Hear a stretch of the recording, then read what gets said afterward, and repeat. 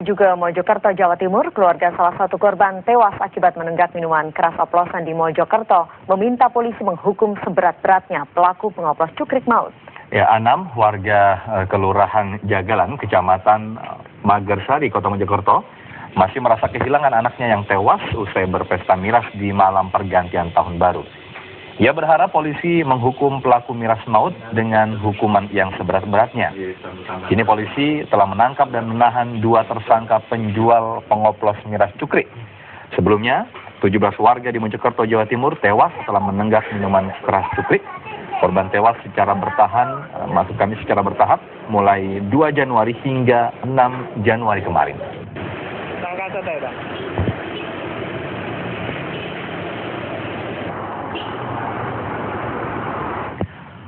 Aparat Polres Mojokerto, Kota Jawa Timur, memeriksa sepasang suami istri yang diduga kuat menjadi pembuat miras oplosan atau cukrik. Miras oplosan ini telah merenggut nyawa 17 orang yang meminumnya.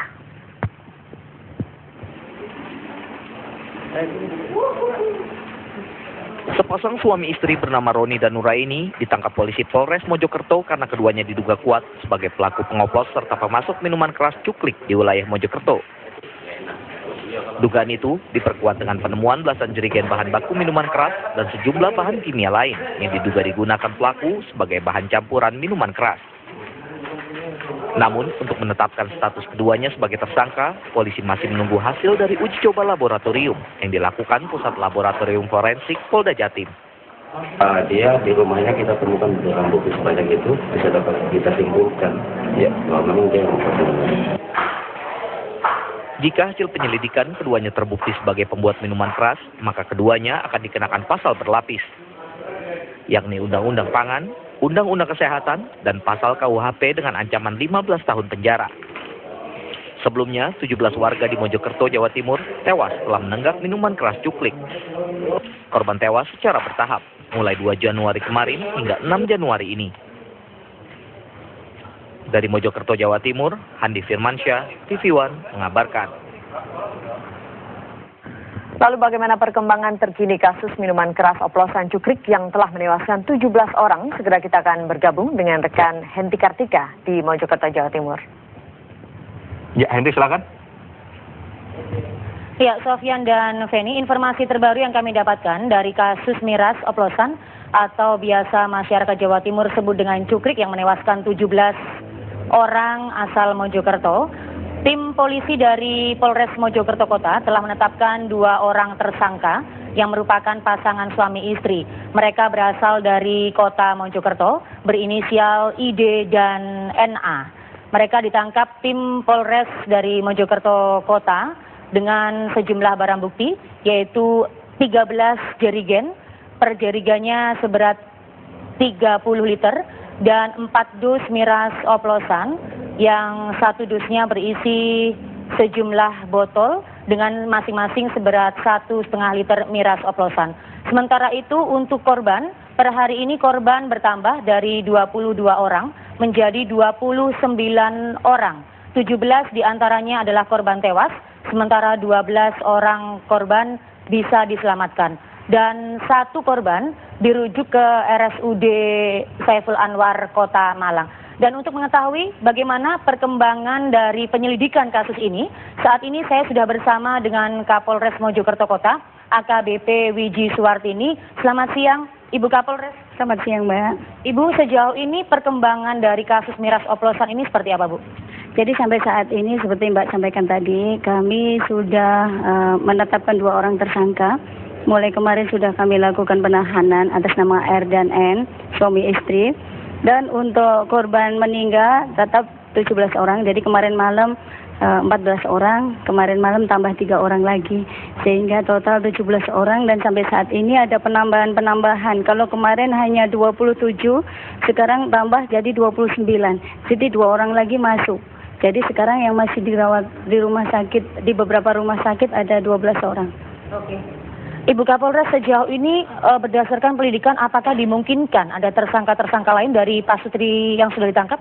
Jadi kita lihat dari pengembangan hasil penyidikan nanti, Mbak. Kalau memang dimungkinkan berdasarkan bukti-bukti dan juga keterangan saksi-saksi ada pelaku lain, tidak memungkinkan atau tidak menutup kemungkinan ada tersangka lain. Oke.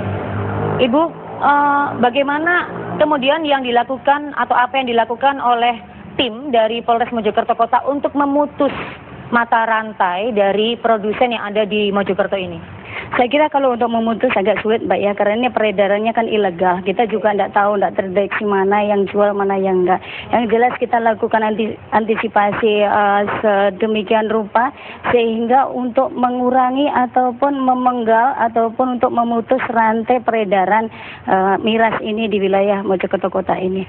Jadi kami sudah lakukan beberapa upaya, antara lain kami sudah hampir setiap hari kami melakukan razia, Mbak. Baik itu ke warung-warung, ke kafe, ke toko-toko yang kita perkirakan menjual ataupun diperkirakan jadi tempat untuk peredaran miras ini. Miras kalau di sini disebut arak, Mbak, ya, arak. Jadi memang terutama untuk arak putih ini banyak dikonsumsi oleh masyarakat bahkan sampai anak-anak. Jadi kami juga dari aparat ini sudah mengkhawatirkan sekali ini, ya. Jadi untuk ke depan kami berharap bahwa kasus terutama miras ini bukan dianggap sebagai tipiring lagi, karena sudah seperti kita ketahui bersama, hari ini sudah 17 nyawa melayang dengan cuma-cuma.